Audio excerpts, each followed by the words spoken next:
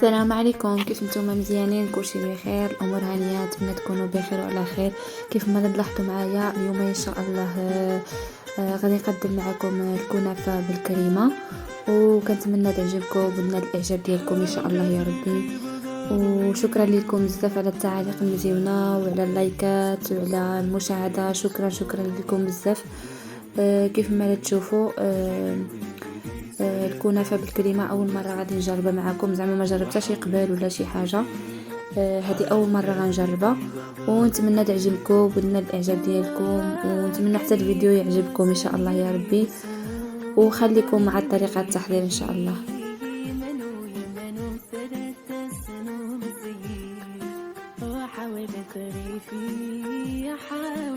اول حاجه غادي نبدا بها كيف ما تشوفوا هنايا انا حاولت نفتح ديك الكنافه مع بعضها، فتحها شويه بيدي نفكها باش ما تبقاش هيداك مجموعه، وحاولت نقطعها صغيره صغيره باش ما تجينيش مجموعه مع بعضها وما تجينيش في نفس الوقت طويله، حيت انا ما بغيتش نخدم بها هيداك طويله، بغيت نخدم بها صغيره صغيره. انايا هنايا فتحتها قبل ما نصور، وقلت باش ما نطولش عليكم في الفيديو بزاف انا نوريها لكم كيفاش فتحتها مزيان وصافي. كيف ما تلاحظوا ها هي كامله يعني مخدومه مزيان.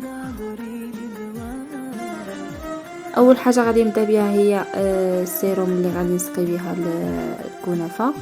هنايا عملت تقريبا كاس السكر مع 2 د كيسان د الماء، وغادي نضيف معاها شويه د الليمون مع اللتين معسل، عفوا قشور اللتين معسلين غير باش يعطيوني واحد النكهه د اللتين وصافي.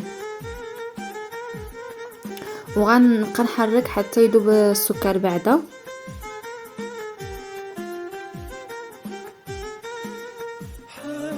غنخليها حتى يذوب السكر وغنرجع معكم الكنافه. غادي نعمل لها شويه د الزبده مذوبه، وغنعمل معها شويه زبده مذوبه وغنخلط مزيان. غنخلط مزيان الكنافه بالزبده حتى تشرب الزبده مزيان. ودابا غادي ندهن المول بالزبده. كل ما دهناه بالزبده مزيان، كل ما الكنافه ما غادلصقش في المول. وغنرجعوا معكم الكنافه اللي ضفت لها الزبده. كيف ما تلاحظوا غادي نزيد لها شويه الزبده، وغنحاول ندخل ديك الزبده فيها، ندخلها مزيان.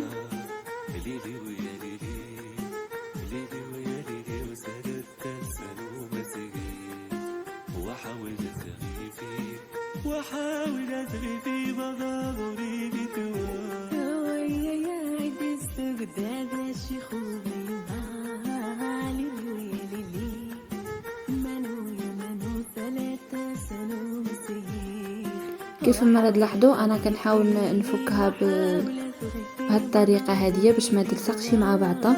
هذيك اللي مجموعه هذيك غير الزبده اصلا ملي غتدخل للفران ما تبقاش هيداك مجموعه مع بعضها، حيت مع الجو بارد والزبده غير كبيته دابت شويوش.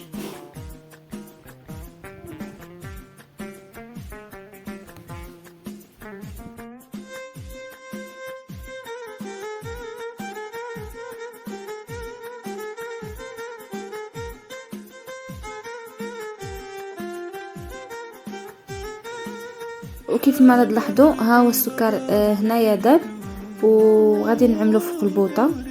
وكيف ما تلاحظوا دابا انايا غادي نوزع الكنافه في المول، وانا كنوزع وانا كنفكها باش ما تبقاش ملصقه مع بعضها.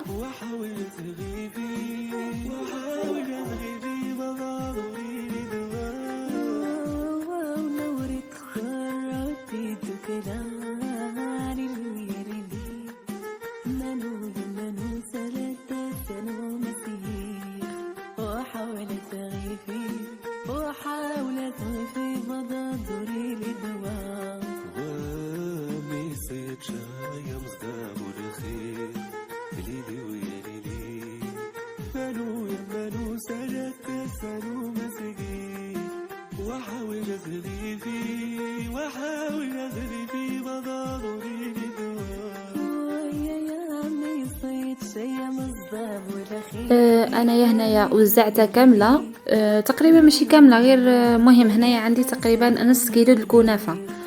وغنحاول نضغط عليها مزيان تعوض مع بعضها.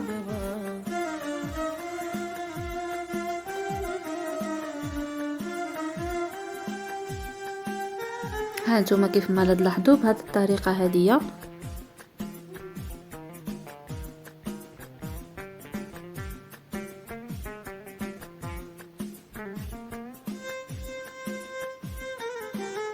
وكنزيد نعمر ديك الفراغات اللي باقي لي خاويين ونزيد نضغط عليهم.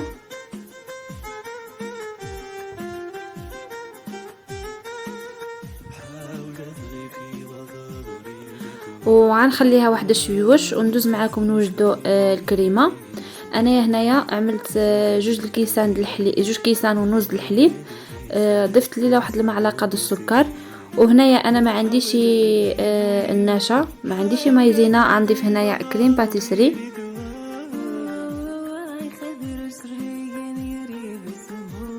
وغنحاول نحرك. نتوما الاختيار ديالكم، بغيتو تعملوا مايزينا ولا بغيتو تعملوا كريم باتيسري، كيبقى الاختيار ديالكم. انا هنايا ما كانش عندي مايزينا متوفره في الدار، ضفت غير كريم باتيسري. وهنا غنستمر بالتحريك حتى نشوفها بدات كتطلع لي ديك البواق في الحليب. ملي كيبداو يطلعوا ديك البواق في الحليب كيتسمى هي صافي واجده. ها هي بدات كتقصح كيف ما تلاحظوا ديك صافي. الكريم باتيسري دابا عندنا واجده. هنايا كيف ما تشوفوا ها هي على هذا القوام هدايا. وغنحاول نضيف ليها 2 بيرلي او 3 او 4 شحال ما ضفتو مزيانه.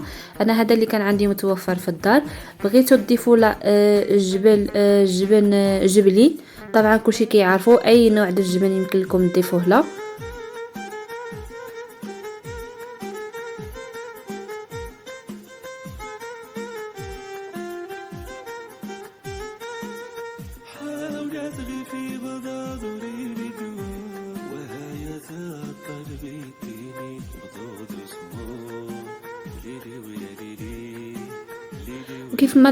كيف ما تلاحظوا عفوا هذه هي الكريمه اللي حصلت عليها.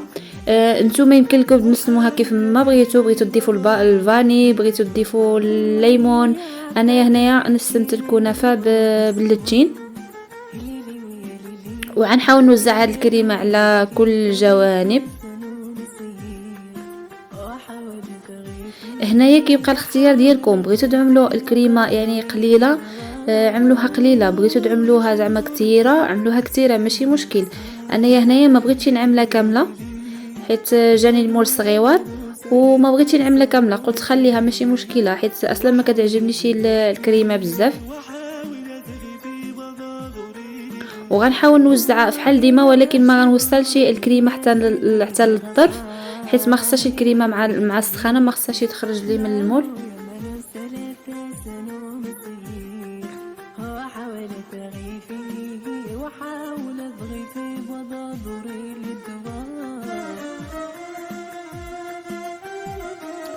ودابا غنحاول نوزع عفوا التليفون كان كيصوني. ودابا غنحاول نوزع الكنافه الفوق، ولكن الفوق ما غنعملش بزاف، غادي نعمل غير شوش على ما تغطى الكريمه وصافي. وغنحاول نوزع بهذه الطريقه هذه. خليكم معايا حتى الشكل النهائي.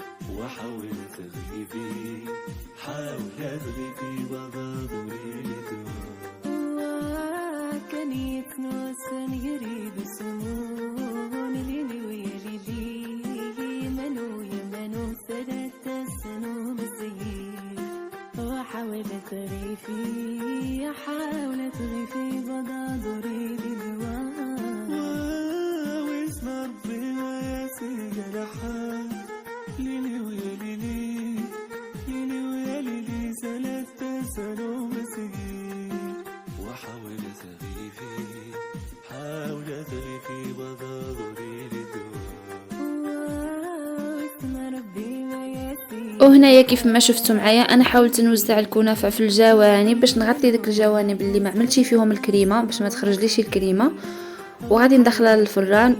وكيف ما لاحظتوا هذه هي الكنافه اللي حصلت عليها، هي كتبان لكم شويش محروقه من محمره بزاف من الوسط، ولكن لا، التحميره ديالها تقريبا هي هذيك. وانا ما بغيتش نزيد نحمرها زعما مزيان اكثر من هيدا. ودابا غادي نسقيها بديك السيروم اللي عملت.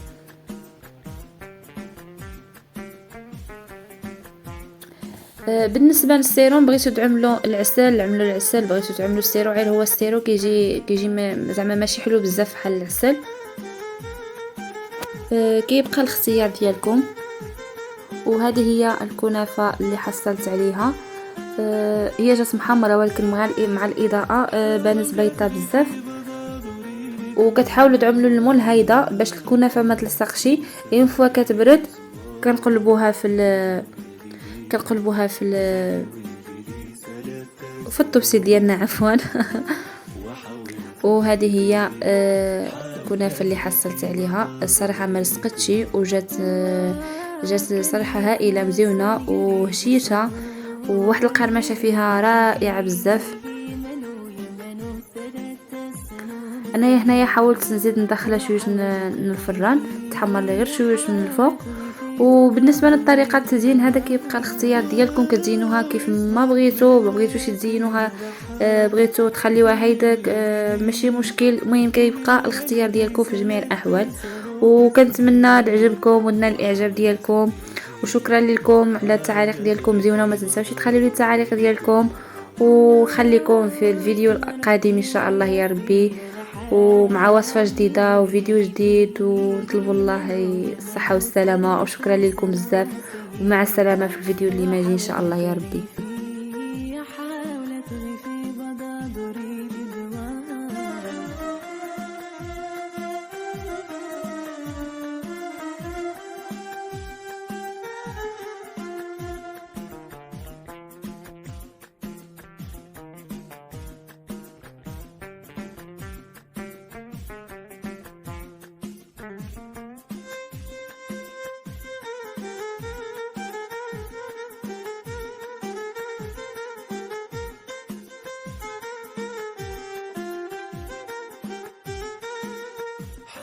تغري في بضادري لدور وهي يسمون الناري غدو للنور ليلي ويلي منو سلف سنو مزيد وحاول تغري في بضادري